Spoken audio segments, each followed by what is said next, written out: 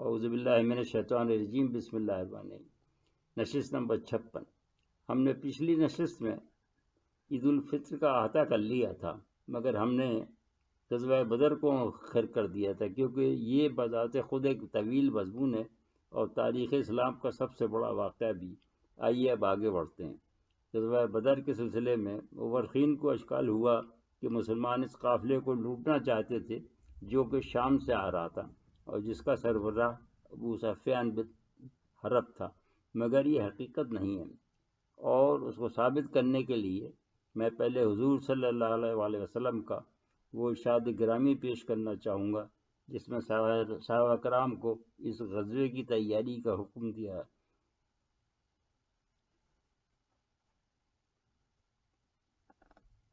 اگر آپ اس کو غور سے دیکھیں تو آپ دیکھیں گے کہ یہ نہ تو کوئی حکم ہے، نہ ہی کوئی تجویز ہے، بلکہ کسی منظر کا مشاہدہ کرتے ہوئے خبر دے رہے ہیں۔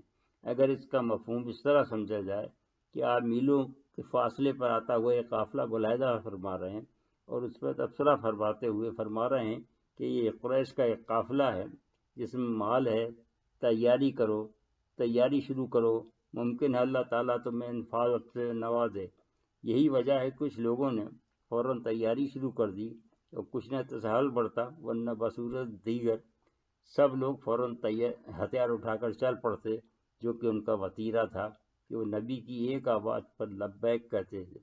دراصل نبی صلی اللہ علیہ وسلم کی بشارت جو دیکھ رہی تھی اس سے صحابہ کرام نابلد تھے، کیونکہ انہیں تو مشیت خداوندی کا علم نہیں تھا، جبکہ نبی صلی اللہ علیہ وسلم کو اس پر مطلع کر دیا گیا تھا۔ اسی وجہ سے یہ اشکال پیدا ہوا، ورنہ ان کی ہر کارروائی سے ظاہر ہے کہ ان کی منزل قافلہ تھا۔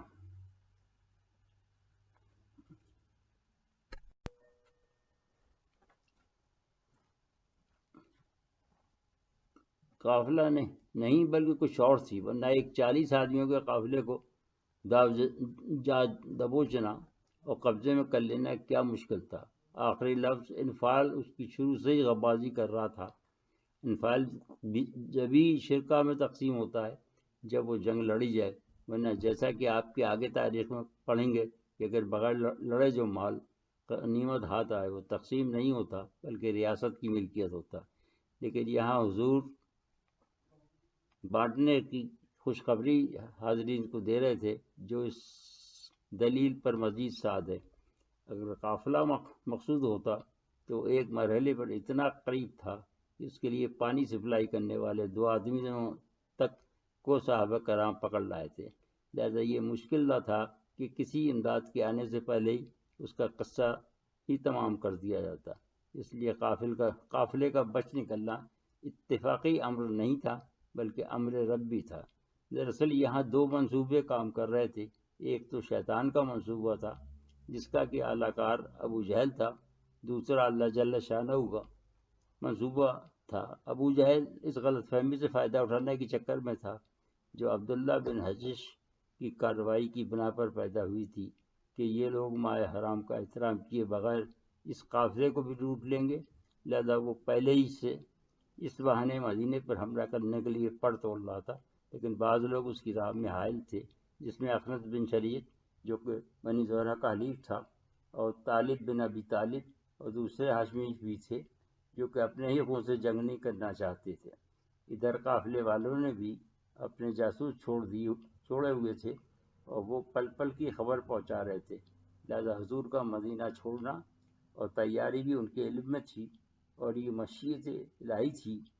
ان کی موت ان کو گھیر کر مدینے کی طرف لا رہی تھی، جن کی موت اس غزوے میں لکھی گئی تھی۔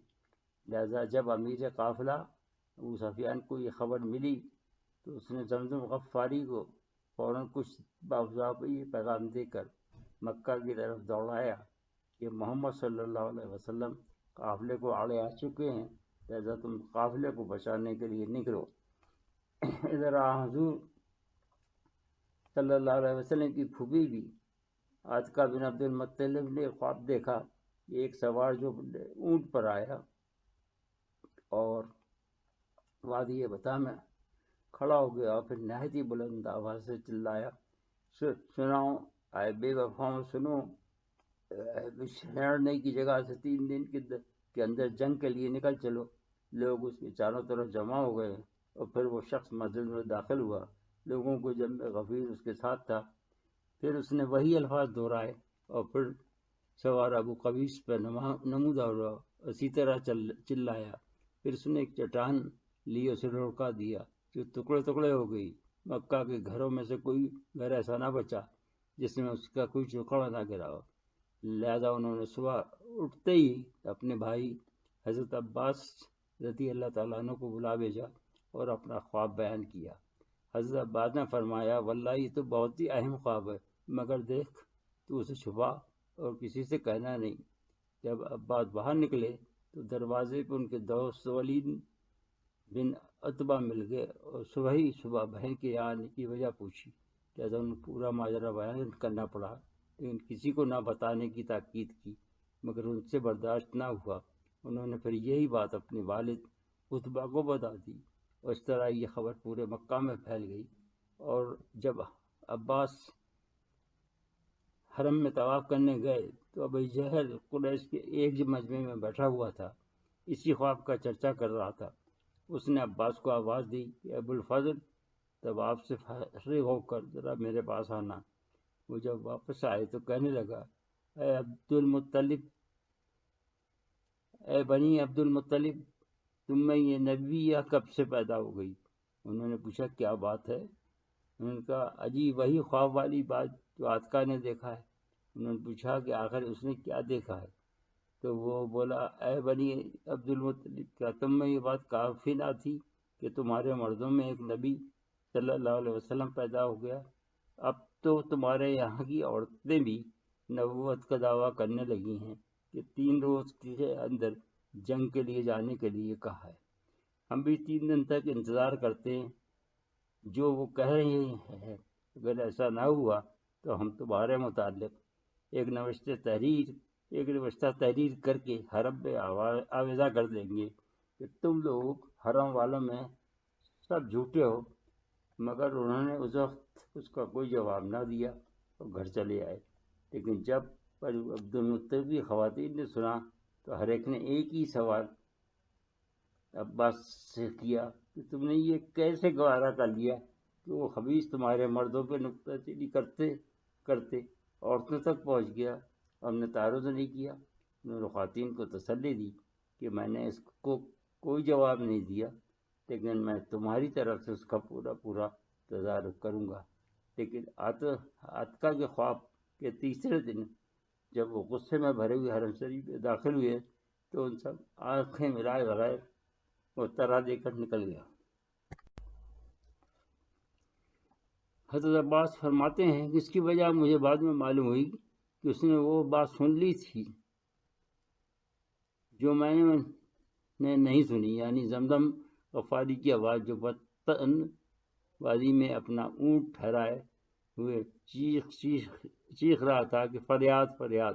اس نے اونٹ کی ناک کاٹ دی تھی، قجادہ الٹ دیا تھا، اپنا کرتا پھاڑ لیا تھا اور وہ کہہ رہا تھا کہ اے گروہ قریش، تمہارے سامان والے اونٹ محمد صلی اللہ علیہ وسلم اور اس کے ساتھیوں کے نرغے میں ہیں، اپنا مال بچاؤ، ابو سفیان کو بچاؤ، مجھے خدشہ ہے کہ تم انہیں نہیں پا سکو گے۔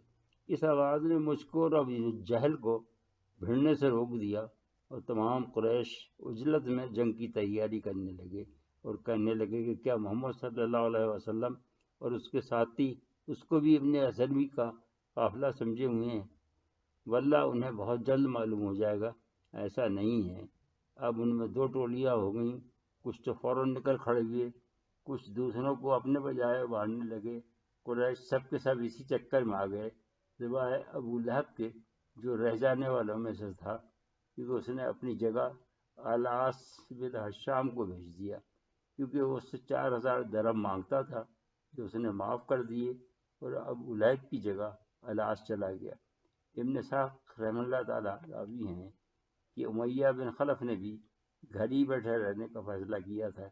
یہ شاندار دل ڈول کا ایک عمر رسیدہ آدمی تھا، بہت موٹا تازہ تھا اس کو چلنا بھی اصل میں دوبڑ تھا، لیکن اس کے پاس اتبا ایسے وقت آیا جبکہ وہ مسجد میں اپنے لوگوں کے درمیان بیٹھا تھا، اور اتبا ایک انگیٹھی بھی ہمراہ لایا جس میں اگر آگ تھی، جو اس کے سامنے لا کر رکھ دی، کہا اے ابو علی فقول لو کہ تم بھی عورتوں میں سے ہو۔ پھر حسین نے بھی تیاری شروع کر دی، لیکن ایک مسئلہ انہیں پریشان کر رہا تھا، وہ تھا ان کے اور بنی بکر کے درمیان دشمنی۔ انہیں خدشہ پیدا ہوا کہ بنی بکر ان کی عدم موجودگی سے فائدہ اٹھا کر مکہ پر حملہ نہ کر دیں۔ ایک مرحلے پر وہ ارادہ بدلنے پر مجبور ہو گئے، مگر اس موقع پر شیطان سراقہ بن مالک کے روپ میں آیا، جو کہ بنی کنانہ کے سر آوردہ لوگوں میں سے تھا، اور یقین دہانی کرائی کہ میں مکہ کی حفاظت کروں گا اگر بنی بکر نے کوئی گڑبڑ کی۔